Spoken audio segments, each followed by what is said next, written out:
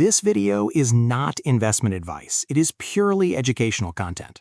You probably think that when you send a $300 payment to the bank, you just reduced your get by $300. In reality, most of that money is quietly disappearing into interest, and the true economic cost of that payment is often 2 to 3 times what you see on the statement. Tonight, you're going to see exactly how that happens, with real numbers, real timelines, and how to break out of it. The system is designed so you feel responsible while you slowly bleed out. You see the minimum payment box and think, nice, I can handle that. Meanwhile, at average credit card rates above 23%, you are signing up to pay thousands in invisible interest on balances that never seem to die. Let's start with a simple example. Imagine you owe $7,000 on a card at around 24% interest, which is close to today's average for new offers. You decide to pay $250 a month. On paper, that feels aggressive. But at that rate, it would take roughly 41 months to clear the balance, and you would pay about $3,300 in interest on top of the $7,000 you already spent. So that $250 payment is not really $250. Over time, it behaves more like $600 or $700 in real cost, because so much of it gets eaten by interest. And that's if you do everything right. No new spending, no missed payments, no job loss, no emergencies. One postponed month, one I'll just charge it and pay later, and you're basically handing your future self a financial grenade with the pin already pulled. Picture someone like Mia. She has $6,500 on one card and $1,500 on another, both above 20%. She's been making whatever she can each month, usually around the minimum plus a little extra. The balances barely move. The reason is simple. In the early months, more than half of each payment is just paying for the privilege of owing money. Interest first, principal later. That's how the bank keeps her on the hook for years instead of months. But hey, the statement looks friendly, right? Bright colors, reward points, maybe a little cash back banner.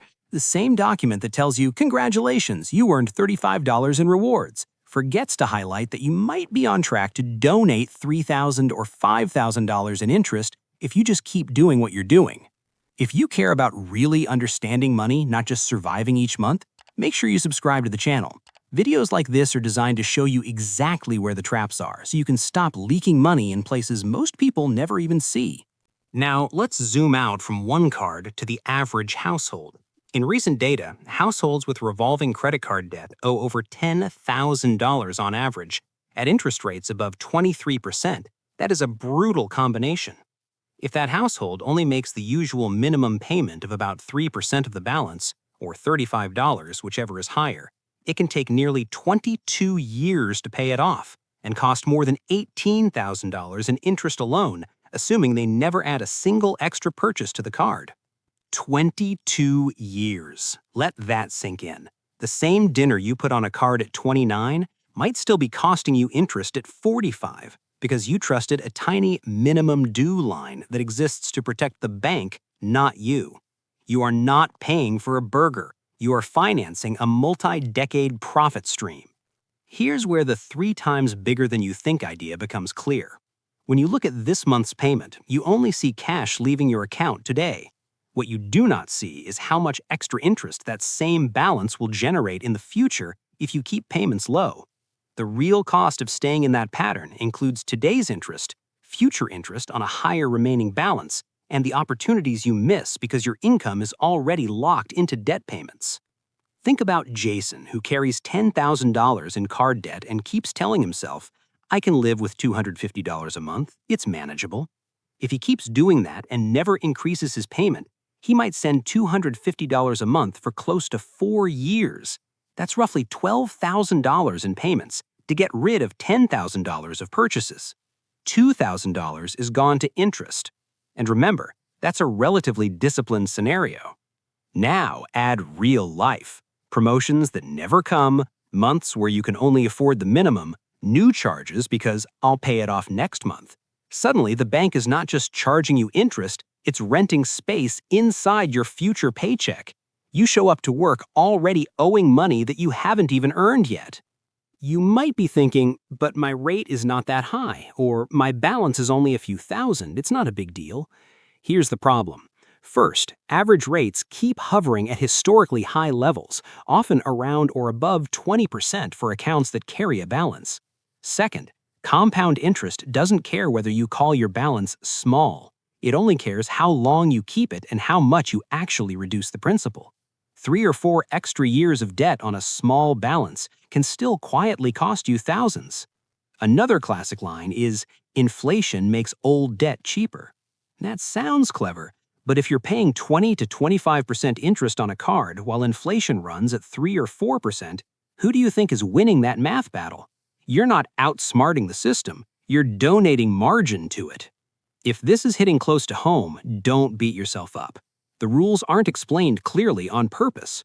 What you can do right now, though, is hit like and share this video with someone who's stuck making minimums.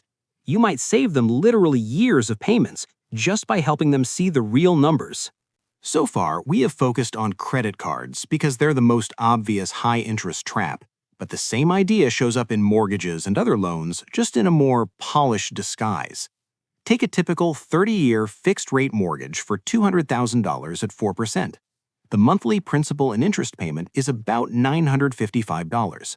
Over the full life of the loan, you would pay around $343,739 in total, of which about $143,739 is interest. Read that again. You borrow $200,000 and, if you follow the schedule blindly, you hand back almost $144,000 in interest. That means the dream house payment you see as $955 a month is actually a long-term commitment to pay nearly 1.7 times the cost of the house in total. This happens because of how amortization works. In the early years of a mortgage, the majority of each payment goes to interest, not principal. On that $200,000 loan, your first payments might send hundreds of dollars straight to interest and only a small slice to actually reducing the balance. Over time, that shifts. By the end, more of the payment hits principal. But for many years, you are mostly renting the money, not buying the house. Imagine a couple, Daniel and Rosa.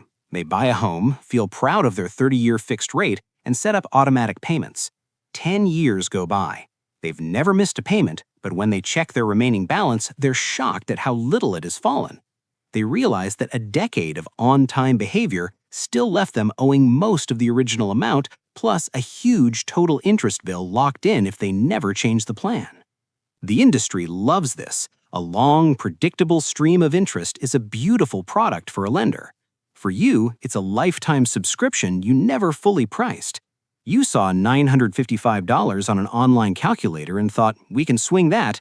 You didn't see the $144,739 of interest quietly hiding underneath that single monthly number. Someone might argue, but renting is also expensive, or real estate appreciates, so the interest is worth it. Those points can be true, but they don't change the arithmetic on the loan itself. The appreciation belongs to the asset, the interest belongs to the bank. Your job is not to feel guilty about borrowing. Your job is to understand how every extra dollar you send toward principal shortens the game and slashes total interest. Here's a simple example. On that $200,000 mortgage at 4%, adding even $100 a month toward principal can knock years off the term and save tens of thousands in interest over the life of the loan. The exact number depends on timing and structure, but the pattern is always the same. Small, consistent overpayments early have a multiplied effect later. So when you say it's just $100, it can't matter much, remember that over decades, that same $100 can be the difference between paying off your home while you're still full of energy or still sending interest checks well into the years when you should be free. If this deeper breakdown of loans is useful, tap like and send this video to someone who's thinking about buying or refinancing. Helping them understand the structure now can save them an enormous amount of regret later. Now that you see how brutal interest can be, especially at high rates, the next question is simple. How do you fight back? The first lever is always the same. Change the size and direction of cash flow. Increasing your payment even slightly shifts more money from interest to principal. But to really accelerate, you need a structured strategy for dealing with multiple debts. This is where most people sabotage themselves. They pay a little extra here, a little there, chasing whatever bill screams the loudest that month. That is not a strategy. That is firefighting with a leaking bucket. The banks love it because your interest stream stays maximized. There are two main repayment frameworks that actually work in the real world. The first is the snowball method, where you list all debts from smallest balance to largest, pay minimums on everything, then attack the smallest one with every extra dollar. When that debt disappears, you roll its old payment into the next one. The second is the avalanche method, where you rank by interest rate instead of balance and always attack the highest rate first. Take Sarah, who has a $3,000 and a $5,000 credit card, a $10,000 personal loan, a $12,000 car loan, and a $15,000 student loan. Using a snowball approach, she knocks out the $3,000 card in about 4 months, the $5,000 card in another 6, then works through the bigger loans. She becomes debt-free in around 38 months and pays about $8,200 in interest. Same person, same income, different plan. With Avalanche, she hits the 22% card first, then the 19% one, then the rest. Now she is debt-free in 36 months and pays about $6,800. 2 months faster, $1,400 cheaper, just by changing the order of attack. No lottery wins, no magic, just less money sacrificed to interest. A common objection is, if Avalanche is mathematically better, why would anyone use Snowball? Because people aren't spreadsheets. Some need quick psychological wins more than maximum optimization.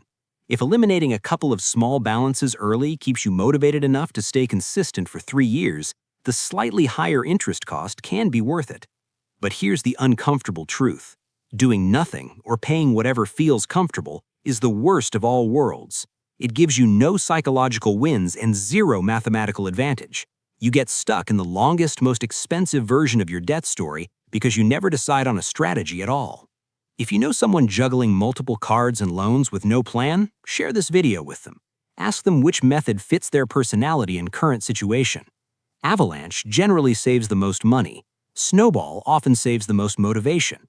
A hybrid that starts with Snowball and then shifts to Avalanche can give you the best of both. And if you appreciate content that respects your intelligence instead of dumbing things down, hit like so this kind of breakdown reaches more people who are tired of being confused about their own money. Let's pull everything together. When you send a payment to a lender, the number you see leaving your account is only the visible part of the cost. The invisible part is the extra years you stay in debt, the total interest you will hand over across those years, and the opportunities you lose because your income is already spoken for. That is why your $300 debt payment can easily behave like a $900 decision over time. Waiting to get serious later is not neutral.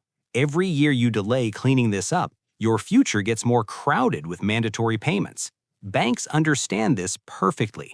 They rely on the fact that most people only look at this month's minimum due, not the lifetime interest bill that follows.